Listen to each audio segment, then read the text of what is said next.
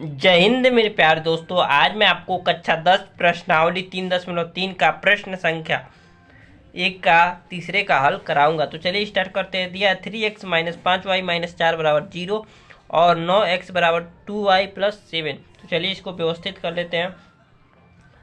3x minus 5y बराबर 4, इसे समीकरण नंबर 1 कर देते हैं। और 9x माइनस का 2y बराबर में 7, इसे समीकरण नंबर 2 कर देते हैं। अब लिखेंगे समीकरण 1 में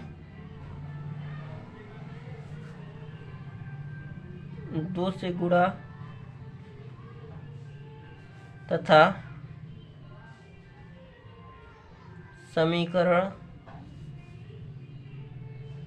2 में 5 से गुणा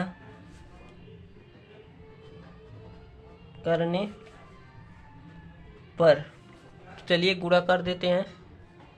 तो गुणा करेंगे, अगर मान लीजिए यहाँ कर रहा है 2 से और यहाँ कर रहा है 5 से, तो 6x माइनस 10y बराबर 8। 5 से करेंगे 9 5 45x minus 45x minus 10y बराबर 35। अब घटा देंगे तो माइनस यहाँ हो जाएगा, प्लस है तो यहाँ प्लस है तो यहाँ माइनस, और यहाँ माइनस, तो यहाँ से 10 से 10 गायब हो जाएगा, 10y से 10y गायब, और 45x में से 6x जाएगा तो माइनस का 39x बराबर है माइनस का 27।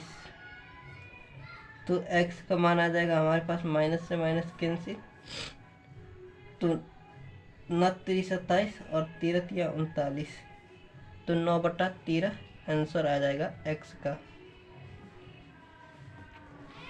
अब लिखेंगे x का मान समीकरण 1 में रखने पर, 1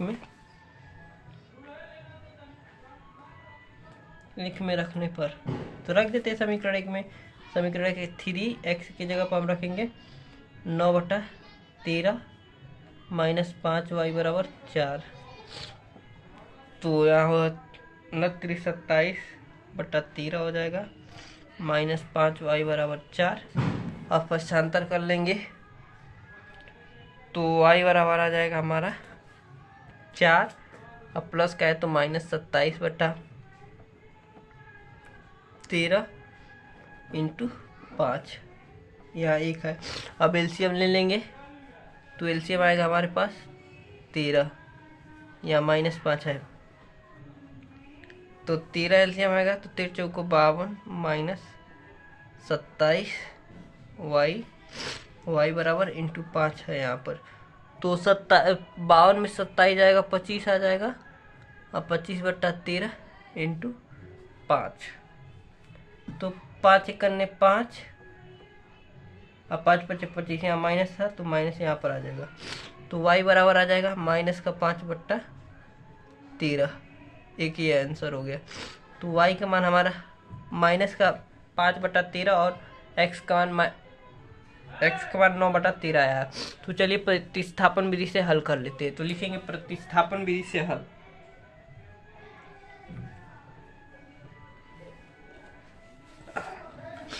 लिखेंगे प्रतिस्थापन विधि से हल।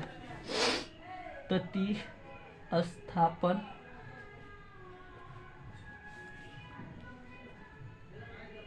विधि से हल।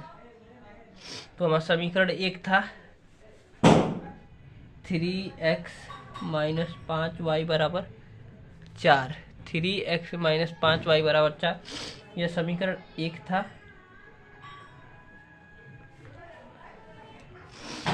और समीकरण 2 था 9x माइनस 2y बराबर 7,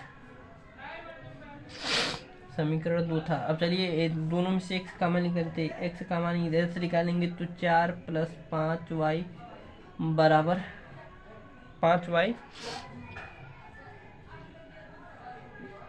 बटा में 3। यह समीकरण नंबर 3 हो गया। इसी प्रकार समीकरण 2 से x का मान निकालेंगे तो 7 + 2y बटा में आ जाएगा हमारे पास 9। तो ये समीकरण नंबर 4 हो गया।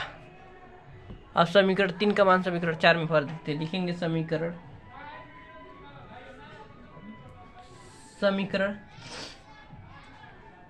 3 का मान समीकरण 4 में रखने पर, समीकरण 3 का मान समीकरण 4 में रखने पर, मुझे आशा आपको समझ में आ रहा हो। तो चलिए रख देते हैं समीकरण 3 का मान समीकरण 4 पर। तो रख देते हैं 7 + 2y बटा में 9 और 4 + 5y बटा में 3। 3 कने 3, 3 3 9। तो अब तिरिया गुणा कर देंगे तो 7 + 2y बराबर 3 चौको 12 + 15y। अब पक्षांतर कर लेते हैं।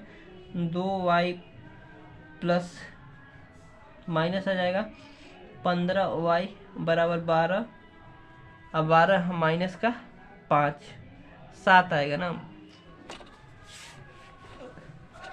प्लस का है तो इधर आया तो माइनस का हो गया। तब इसको घटाएंगे तो 13y आ जाएगा माइनस का, और यहाँ से 5 बचेगा तो y का मान आ जाएगा हमारे पास माइनस का 5 बटा 13। अब कहेंगे माइनस का, ये माइनस आ गया ना, ऊपर चढ़ा देते हैं।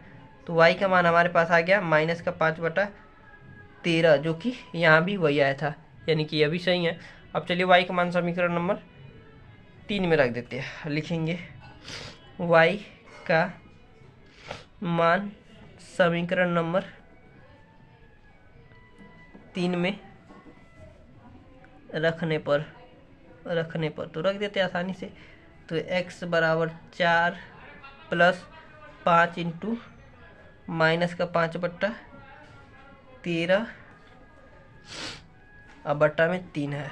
तो चलिए x बराबर आ जाएगा 4 + माइनस का 25 अब बटा में 13 × 39। तो x बराबर आ जाएगा हमारे पास, x बराबर पास क्या आ जाएगा, 25 में से 4 जाएगा 21 बटा 39 आ जाएगा। 21 माइनस का 21 बटा 39। देखिए 39 यहाँ सही रखे ना। 4 + 5 y का मान माइनस का 5 बटा 13 सही है। 3 नीचे ही है, सही है ना यार। तो मान लो यहाँ हो जाएगा 3 से काटेंगे तो 7 × 21 आ जाएगा और 13 × 39 आ जाएगा। 29 गलत हो गया यार, यहाँ 9 बटा 13 आना चाहिए। रुकिए 1 मिनट, हम बता रहे हैं कहाँ गलत हो गया। चलिए सही कर देते हैं, यहाँ पर इसको काट देते हैं, इतना गलत है। तो चलिए y का मान समीकरण नंबर 1 में रखते हैं, 3 में नहीं रखते हैं।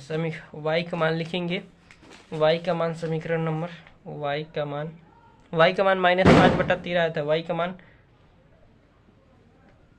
समीकरण नंबर 1 में रखने